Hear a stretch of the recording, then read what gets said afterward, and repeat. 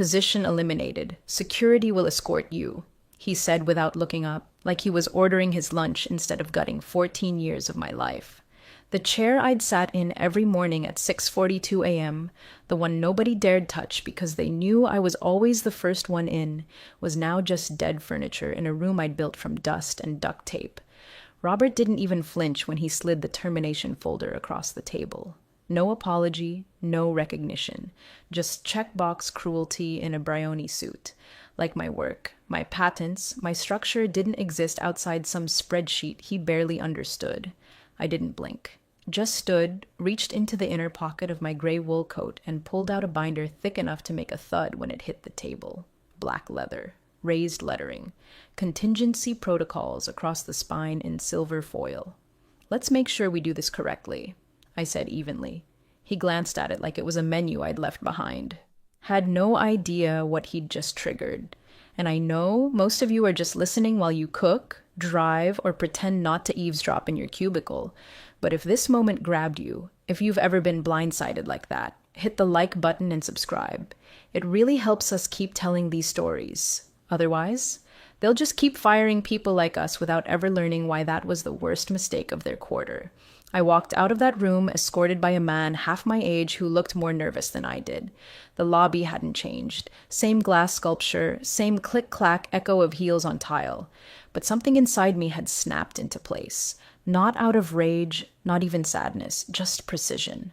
Robert thought he was cleaning house. He didn't know he'd just lit a match in a building rigged with gas.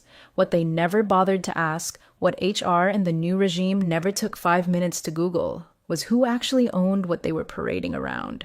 I wasn't just a department head, wasn't just old guard. I was one of the original architects, the silent co-filer on patents, the one who tucked licenses into blind trusts and escrow triggers when we were still operating out of a rented basement in Dayton. Back then, they needed me, and legally, they still did. That's what the binder was for. That's why it had a notary seal, timestamp, and the words "board level eyes only" burned into the first page like a warning label. Because when you fire someone with that much legal traction, without a board vote, and without triggering the buyout clauses, you don't just fire them. You unplug your own company. I didn't slam the door on my way out. I didn't even pause when the receptionist said, "Sorry," like it was her job to apologize for the mess. I smiled. I meant it. There's a clarity that comes when someone shows you exactly where they think you stand, especially when they're standing on ground you designed, and you know where the fault lines are buried. The walk to my car was quiet. Cold Ohio air, the kind that burns your lungs just enough to keep you focused. I sat behind the wheel, didn't even start the engine right away, just stared at the sky for a second and whispered to myself, let's make sure we do this correctly.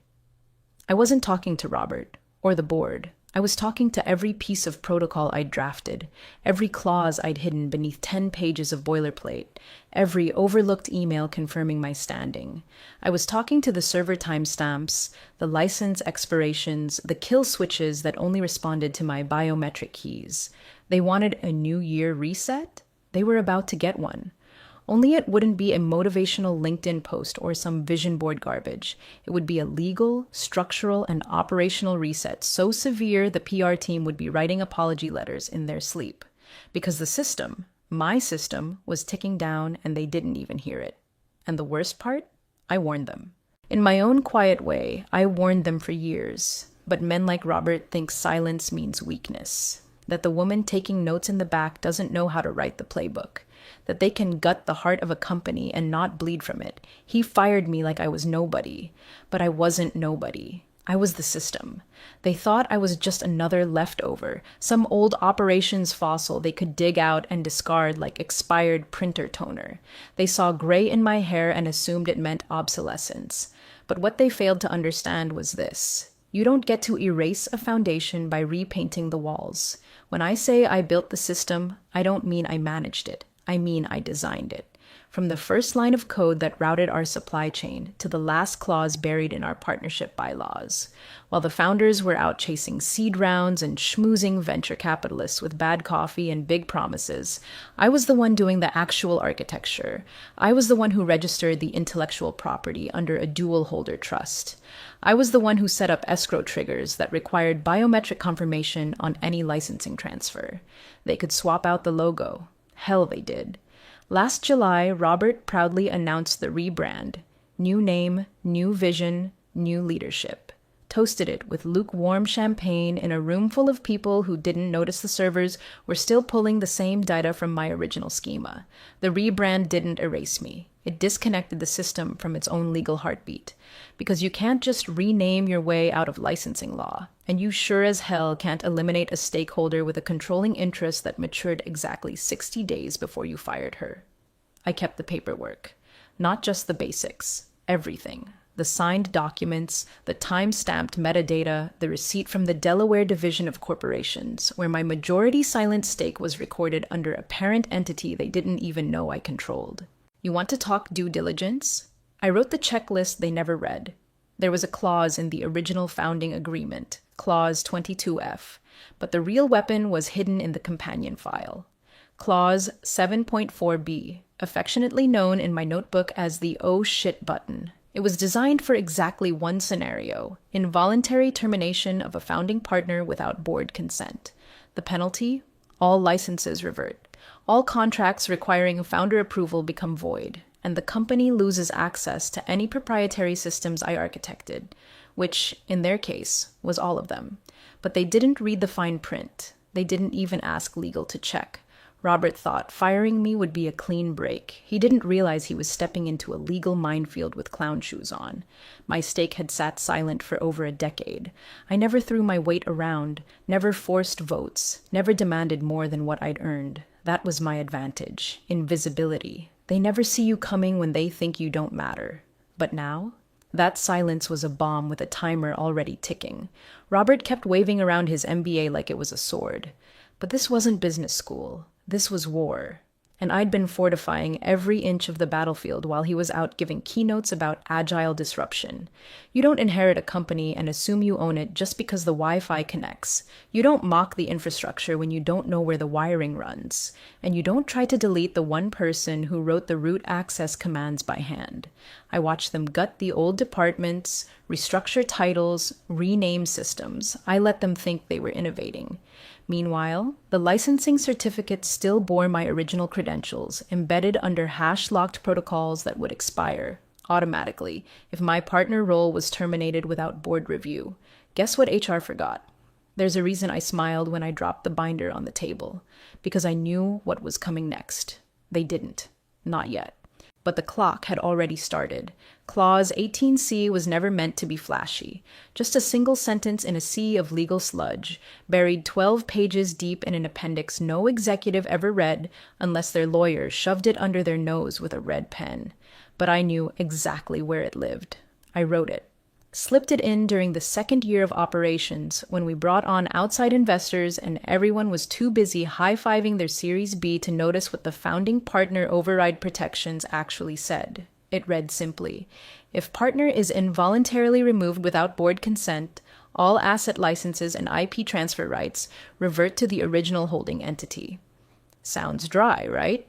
But that one line was the difference between functioning software and a brick wall, and nobody, not Robert, not HR, not even the legal intern who processed the termination, thought to check it before they booted me out of the building like a contractor whose badge had expired. They didn't know I was still classified as a founding partner. Why would they? I never used the title, never attended the flashy conferences, never let my name hit the press. I let the others shine while I quietly filed things in Delaware, mapped out the LLC lattice, created the custodial rules that bound every piece of our proprietary tech to my legal fingerprints. Robert probably thought I was some harmless relic from a bygone version of the company, a necessary cleanup for the brand refresh. He was in such a hurry to make his mark he didn't bother checking who still owned the pen. When he signed that HR memo and slid it across the desk with all the self-importance of a man playing CEO for his LinkedIn followers, he unknowingly detonated the most expensive typo of his career, because Clause 18C wasn't just sitting there, it had triggers.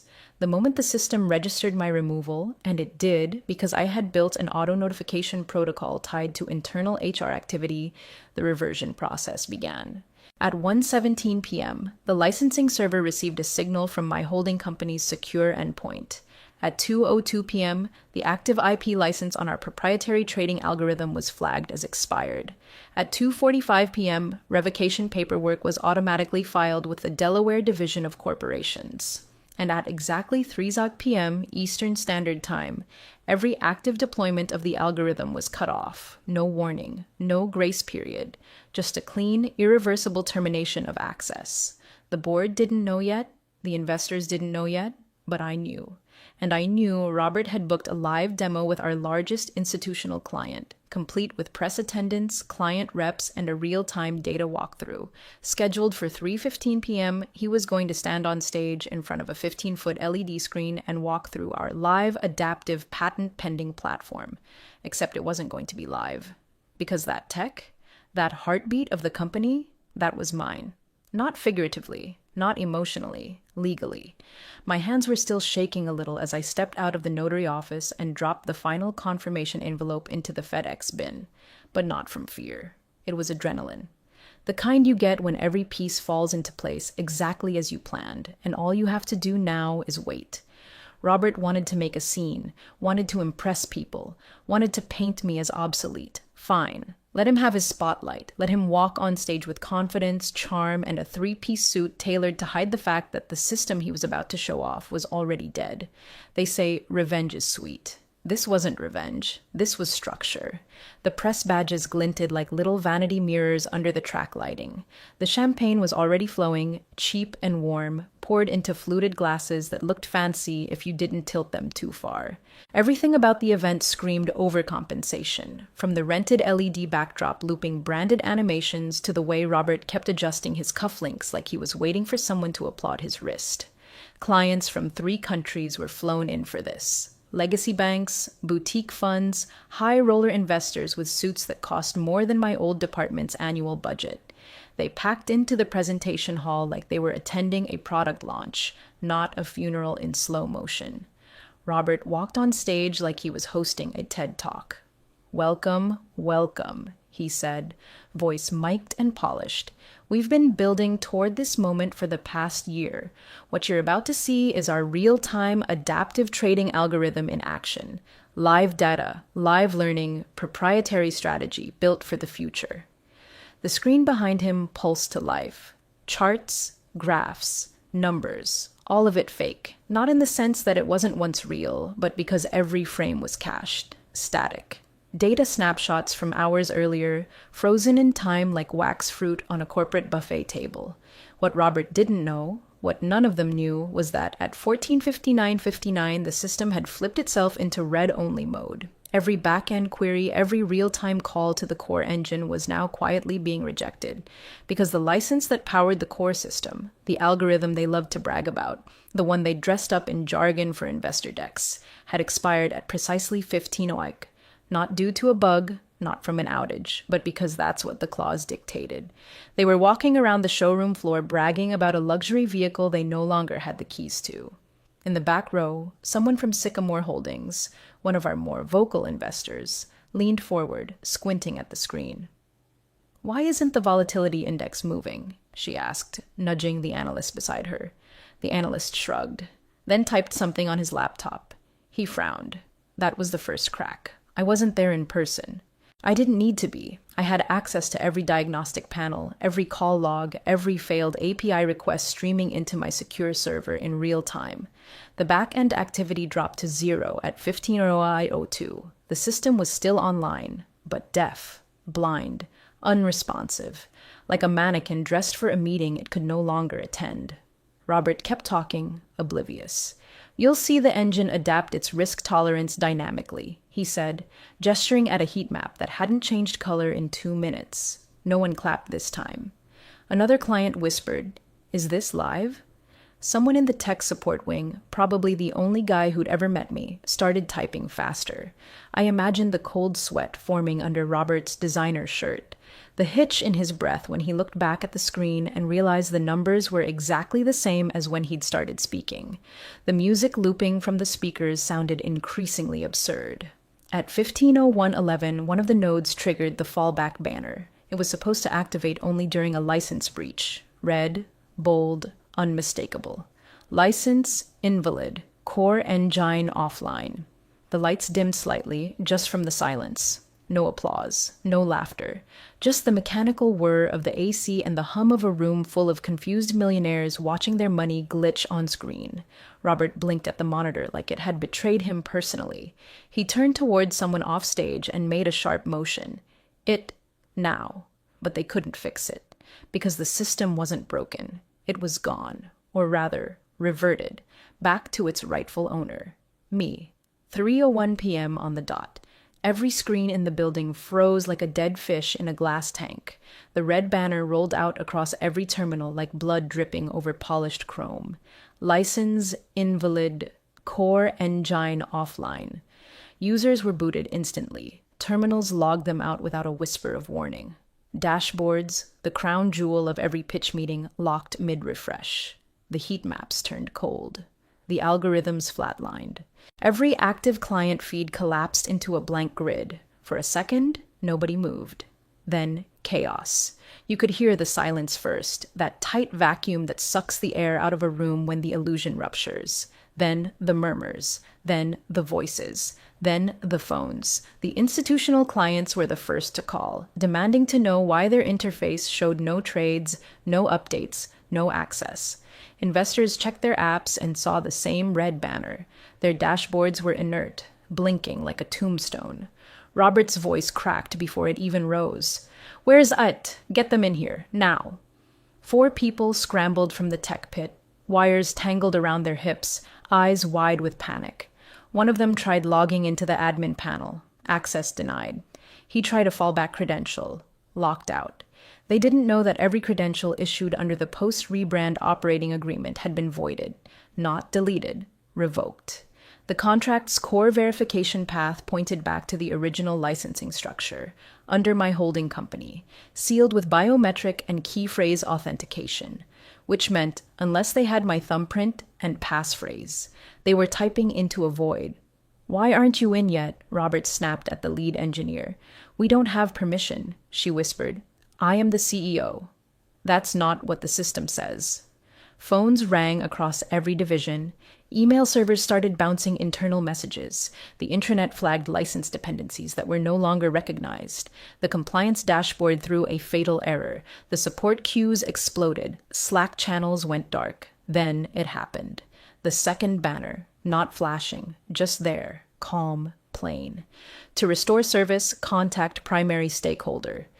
Underneath that, one line of contact info, not the company's name. Mine.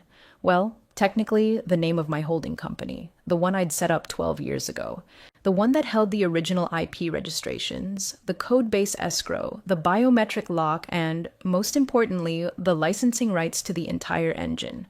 Robert stared at it like it was a death certificate written in cursive. "No, no, no," he muttered, pacing back toward the wing where his executive team sat frozen like statues. "This isn't happening." But it was. It wasn't a hack. It wasn't sabotage. There was no breach, no foreign actor, no angry coder with a grudge. It was structure, built over years, filed legally, sealed quietly. Robert didn't even realize that I had slipped out of the system while keeping the controls. That the legacy infrastructure he mocked was the only thing keeping the company's organs pumping.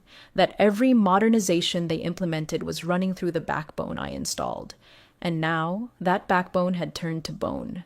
The lead counsel walked into the room holding a tablet and didn't say a word. Just showed it to Robert. He stared at the screen, blinked, then looked up like he was choking on a thought he didn't want to finish. "You didn't know," she said quietly. "You fired her without a board vote, without a legal review, without triggering the partner review clause." Robert didn't respond. He didn't have to, because it was all on the screen now. a contact form, a licensing portal, a contract key, and a single name at the bottom. Mine. The boardroom smelled like coffee left too long on a burner, burnt, stale, trying too hard to stay warm. They dragged the directors back in after hours, canceling flights, pulling them from dinners and private lounges. The kind of scramble that only happens when someone finally realizes they've been standing on a trap door that just snapped open. Robert stood near the window, collar askew, shirt rumpled. He looked like a man who'd just been told his yacht was sinking and the water was already knee-deep in his leather loafers. He opened his mouth to talk, probably to spin, to blame, to misdirect. But I was already walking in. No fanfare, no threats, just a leather folio tucked under one arm and a thumb drive in my coat pocket that hadn't left my side in 14 years. Clause 18C, I said, setting down a stack of printed agreements, one in front of each board member. You'll want to read the highlighted section. The shuffle of paper sounded like a storm building. No one looked at Robert. Not yet. Their eyes scanned the text. Every one of them had signed off on this language over a decade ago, back when I still wore the founding partner badge in public, before I handed the spotlight to louder people and slipped back into the shadows where the work actually lived. Robert's lips moved, but his voice caught. I watched his throat bob as he read the same words I had drafted and notarized back in 2011. He looked at me like he was seeing a ghost, like he was finally realizing the infrastructure didn't just carry my fingerprints, it was my fingerprint. You never filed to revoke my founding partner status, I said, slow and measured. You never got board approval. You didn't even check the file. You copied HR boilerplate and thought that was enough. No one argued. The general counsel looked down, elbows tight to her ribs, like she wanted to disappear. The director of strategy kept rubbing her temple. The chair, Leonard Bishop, a man I'd gone to battle with in the early years, closed the folder, looked at Robert, then at me. What are you proposing? He asked, his voice level but cautious. He didn't ask if I was bluffing, because I wasn't. The legal standing was crystal clear. The engine was dead. The licenses had reverted. The board was staring down a full-blown operational failure, and the only person who could legally turn the power back on was the one they tried to erase with a recycled HR memo. There was no anger in my tone, no vengeance, just the quiet command of someone who already had the power and didn't need to raise her voice to use it. I reached into the folio and slid another sheet across the table, clean, concise, and legally binding. I don't want revenge, I said. I want structure. Then I waited, calm, still, not blinking, letting the weight of what they'd done and what I could still undo settle over the room like dust on forgotten blueprints. I don't want my old job back, I said, looking straight at Leonard, not Robert. He'd proven he wasn't worth eye contact. They all waited. No title, no office, no parking spot with my name on a plaque. What I want is this: operational veto power on anything involving IP, data, or automation infrastructure, permanent observer status at every board meeting, and the full reinstatement of the license agreement under terms defined by me. It was silent. Not stunned silence. Calculating silence. The kind where board members start doing math in their heads. Reputation, cost, exposure, future risk, and trying to decide how far they can bend without snapping something they'll regret later. Finally, one of them, Tasha Fielding, CFO of a Fortune 200 who'd never liked me much, leaned forward, arms crossed. What if we refuse? I reached into my folio, removed a single envelope. No logo, no bravado, just wait. I figured someone might ask that. I placed the envelope in the center of the table and unfolded the first page. This is a licensing offer from Venlium Capital, I said, watching their expressions as the name landed. A murmur. Someone cursed under their breath. Venlium was our biggest competitor. Cutthroat, well-funded, and hungry for exactly the kind of proprietary edge we had spent years building. My edge. They've reviewed the algorithm, the technicals, the escrow certifications, and they've offered to license it, I said, tapping the document lightly, at triple the rate of your old contract. Robert flinched. You'd sell our algorithm to Venlium? Leonard asked, almost offended. No, I replied coolly. I'd license my algorithm. It reverted to me the second you fired me without a board vote. Remember? You terminated the original license agreement. You severed access to the system. That code, the entire platform you've been building your transformation on, legally belongs to me now. I let that land. No threat in my voice, no fire, just structure, logic, consequences. I'm not here to play the villain, I added, but I'm also not here to patch up a sinking ship without setting my own terms. You want the system back? You want your data flow restored? Your dashboards live again? I slid another page forward. Here's the new license agreement. And here, I pointed to the line at the bottom, is where you sign. Activation upon countersign. Robert stared down at the document like it might catch fire in his hands. He didn't speak, because he had nothing to say, not after everything, not now that the leverage was in writing, and this time, the pen was in my hand. The vote took less than 7 minutes. No debates, no speeches, just the quiet flick of pens signing paper. Unanimous. Even Fielding, who once called me a technical purist with no leadership instincts, signed first. She didn't look up. None of them did. Not at Robert. Not at each other. Just down at the page like it was a confession written in ink. The licensing was reinstated. The algorithm unlocked. The platform came back online the moment Leonard's signature dried. My conditions were now embedded in the company's operational charter, irrevocable without a supermajority vote. Which, coincidentally, they'd never hit without me again. Robert sat back in his chair, pale, hands clenched like he wanted to say something that might salvage his dignity, but the words never came. He knew any objection would just underline how badly he'd misread the situation, how foolish it was to underestimate the woman who wrote the very backbone he'd built his career on. He still had the CEO title, but that's all it was now. A title. His decisions would pass through me. His strategies would live or die by my signature, and judging by the board's silence, they all preferred it that way. Leonard folded his copy of the agreement neatly and cleared his throat. We'd like you to attend quarterly meetings going forward, in person, if possible. I nodded once. No smile, no smugness, just acknowledgement. That was enough. I stood, collected the unused forms, and returned the licensing offer from Venlium to my folio. No need to wave it around. The point had been made, and received. Loudly. Power didn't shift with a bang that day. It didn't scream or punch or gloat. It settled. Right where it belonged. Back in my hands. Not for revenge. For order. As I gathered my binder and slid the chair back, the room still humming with that strange, reverent silence that only follows a power shift, Robert finally cracked. "Why didn't you say anything?" he blurted out, voice brittle and too loud in the echo of his own undoing.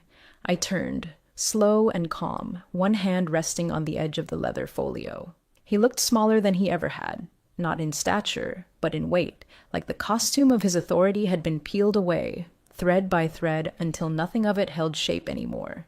"I did," I said. His brow furrowed. 14 years of documentation," I continued. Protocols, design meetings, approval workflows, ownership trails, signed exhibits, digital fingerprints, clause after clause buried in the structure you bragged about streamlining. You had everything. You just never read it. He tried again, mouth opening to form some retort. Maybe a denial, maybe another excuse. But I wasn't interested. I cut him off before the sentence could stain the air. "You fired me like I was nobody because you never read the contract."